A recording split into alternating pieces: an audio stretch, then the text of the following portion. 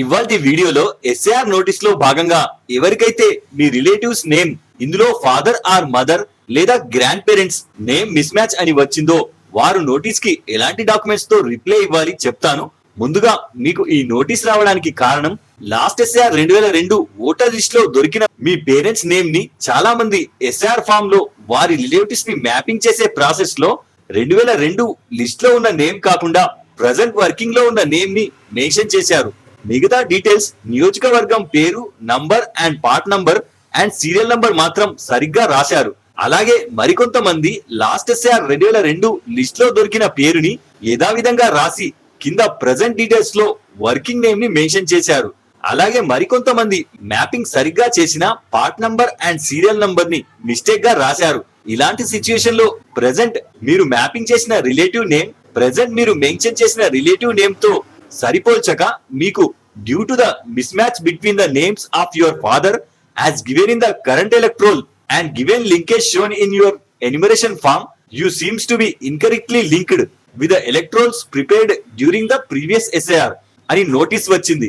అంటే ఇందులో ప్రస్తుతం డ్రాఫ్ట్ రోలో లభించిన మీ తండ్రి పేరు గత SIR 2002 ఓటర్ల జాబితాలోని వారి పేరుకి మధ్య వ్యత్యాసం ఉంది. అలాగే మీరు మీ ఎన్యుమరేషన్ ఫామ్ లో మ్యాపింగ్ చేసిన దాని ప్రకారం తప్పుగా లింక్ చేసినట్లు నిర్ధారించడమైంది అని స్పష్టంగా రాసి ఉంది.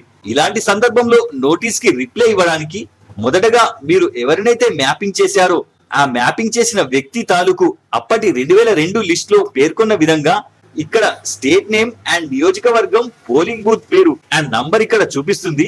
సేమ్ ఇదే ప్రాసెస్ లో రిలేటివ్ అని ఐడెంటిఫై చేసిన వ్యక్తి పేరు లభించిన షీట్ ని స్క్రీన్ షాట్ తీసుకొని అలాగే ప్రస్తుతం సరిగ్గా ఉన్న మీ ఓటర్ ఐడికి పోల్చుకుంటూ మ్యాచ్ అయ్యే డాక్యుమెంట్ ని అప్లోడ్ చేయమని అడుగుతుంది.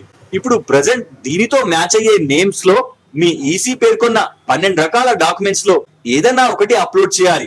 ఫర్ ఎగ్జాంపుల్ ఆధార్ కార్డ్ లేదా స్టడీ సర్టిఫికేట్ లేదా పెన్షన్ కార్డ్ లేదా పాస్పోర్ట్ లేదా బ్యాంక్ లేదా పోస్ట్ ఆఫీస్ లేదా ఎల్ఐసి గుర్తింపు కార్డ్ లేదా క్యాస్ట్ సర్టిఫికేట్ లేదా రెసిడెన్స్ సర్టిఫికేట్ లేదా బర్త్ సర్టిఫికేట్ లేదా land or house owner proof document లేదా స్టేట్ ఆర్ సెంట్రల్ గవర్నమెంట్ చే జారీ చేసిన ఎలాంటి డాక్యుమెంట్ అయినా సరే దీనితో అటాచ్ చేసి పీడిఎఫ్ లో అప్లోడ్ చేస్తే సరిపోతుంది. అది కూడా కేవలం ఈ ఫామ్ పోర్షన్ ని సెలెక్ట్ చేసుకొని అప్లోడ్ చేయాలి. ఇక బ్యాక్ ది ఆప్షనల్ కాబట్టి అలాగే వదిలేయండి. సైజ్ ఎంతైనా పర్లేదు, ఎన్ని డాక్యుమెంట్స్ ఉంటే వాటన్నిటిని సేమ్ ఒకే పీడిఎఫ్ లో అప్లోడ్ చేస్తే సరిపోతుంది.